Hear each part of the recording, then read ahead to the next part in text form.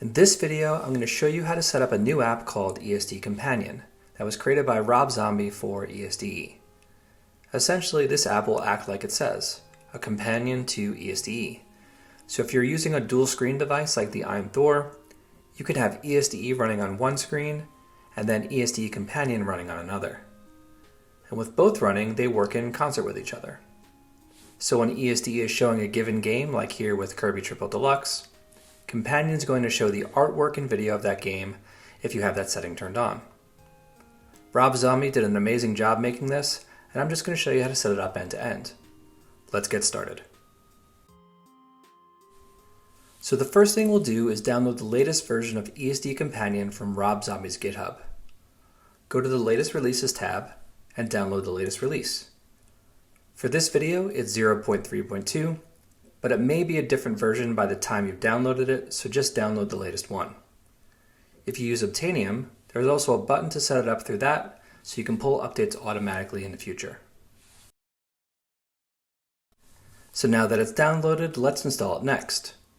Once installed, there's a nice simple onboarding to get things going, and Rob's done a great job here of outlining the steps we're going to take, so I'm just going to follow along and walk through them one by one. First click, yeah man, I want to do it. The first step here gives you storage permissions, and this is needed to access your downloaded media folder and your scripts folder in ESDE. What this allows the companion app to do is fire events from ESDE and run scripts to display content in Companion, as well as use your images from downloaded media to display those assets in Companion as well. So I'm simply going to grant permission here and give it access to those files, and then move over to select the specific folders that I want to give it access to. The first folder is the scripts folder. You have two options here. If ESDE is installed on your internal storage at its default location, you could simply click Use Default. However, if you have ESDE folder installed on your external SD card, then you would click Select Folder and then choose the ESDE scripts folder in that location instead. So in my case, it's pretty simple since I'm using the default location, so I'm just going to click Use Default. Next, we're going to allow Companion to create the scripts it needs to run in the scripts folder.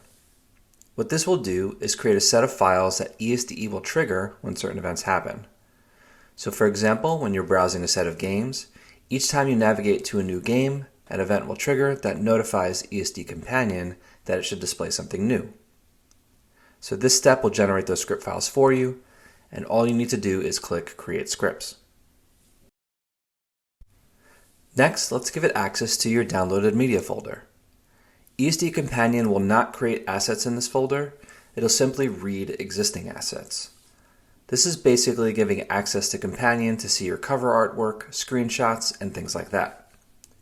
If your ESDE folder is on your internal storage, you can simply click Use Default. However, if your ESDE folder is on an external SD card, then you would choose Select Folder and then choose your downloaded media folder from there. In my case, I'm going to click Use Default.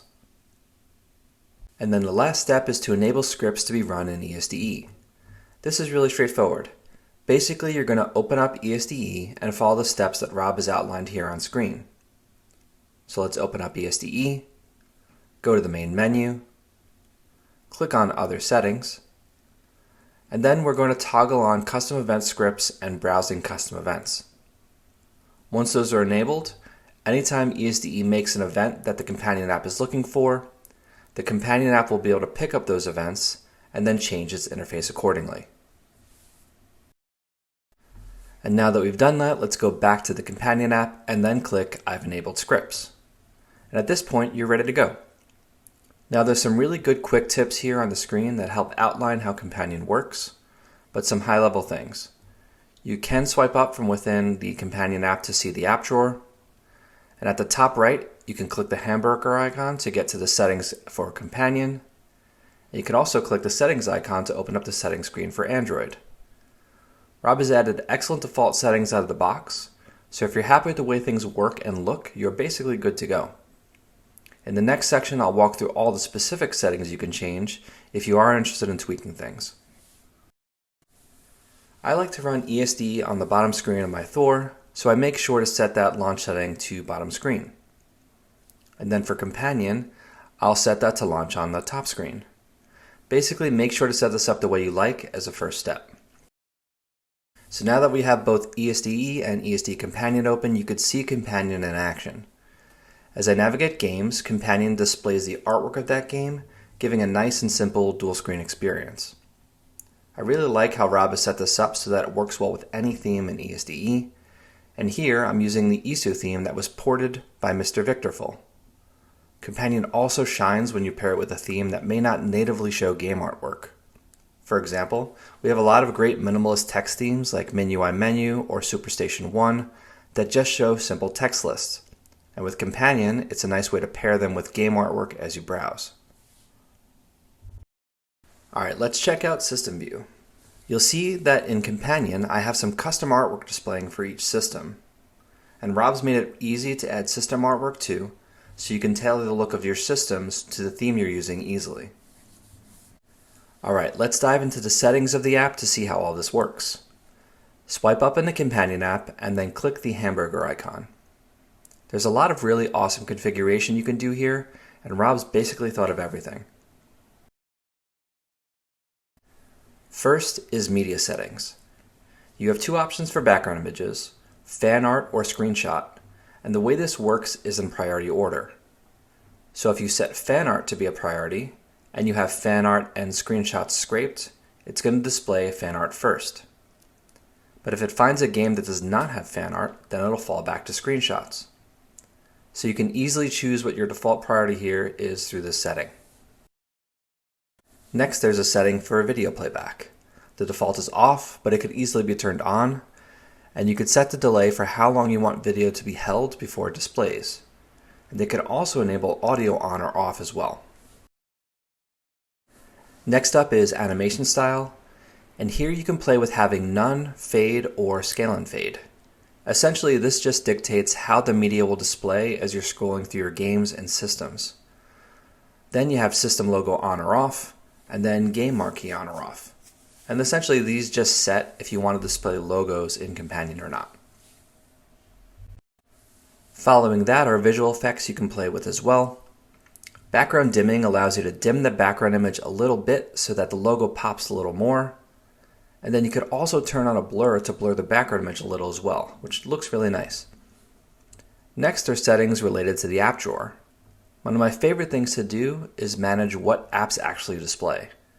For example, because I have ESDE and ESDE Companion open already, I'm going to turn those off because I don't necessarily need to have them in the app drawer anymore. And then I'm going to turn off things like the music player, which I don't use, the Odin launcher in this case, and things like that. Now when I open the app drawer from within ESDE Companion, it's only going to show the apps that I have turned on. And then there's some additional visual settings here for the app drawer as well that you can play with. Alright, let's check out application behavior settings next. Game launch display and screensaver display control what Companion displays when launching a game or when ESDE screensaver is playing. So for example, let's say you're opening up a Sega Genesis game on one of the screens and Companion was running on the other. With this setting, you could have Companion display the default image of that game or a black screen. And the last section here is defining your paths. We set up a few of these during onboarding, specifically downloaded media and scripts, and you could see here that those are turned on as green, which means for these we're good to go. The next two are really cool. These allow you to set custom image paths for your system images. You could set up a path for background images, system logos, or both. And these are what will display when you're browsing systems in ESDE. All you need to do is to add images named the same as the default system names in ESDE to the listed folders here, or you can also define your own folders if you like. So that's all the default settings for now, and Rob's done a great job to make it super straightforward and easy to set up with nice defaults. What I love about this setup is that you can tailor it to look and work with any theme you're using custom images that you make. And next we're going to walk through how to set this up as your default home launcher. Alright, so to get both ESDE and ESDE Companion to launch at the same time, when your device starts up, we're going to use an awesome app called Mjolnir. Mjolnir's prime purpose is for this exact use case. It's defining which apps to display on each screen when your dual screen Android device boots up. So the first thing to do is to download the latest version of Mjolnir and install it.